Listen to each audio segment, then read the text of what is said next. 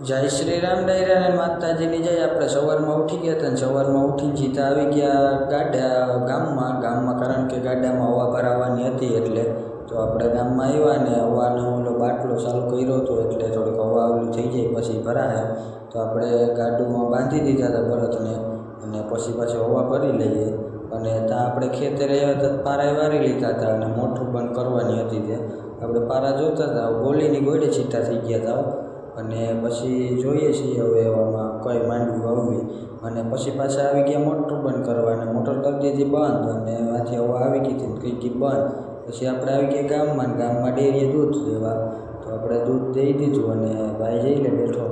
અને પછી આપણે મંદિરે આવી ગયા હતા મંદિરે આવી ગયા અને દર્શન કરી લીધા અને પછી પાછો ફોન આવ્યો છે કે એક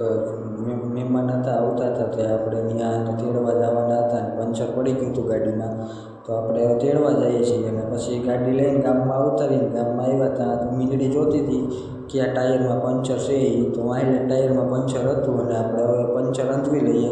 અને ગામમાં આવી ગયા અને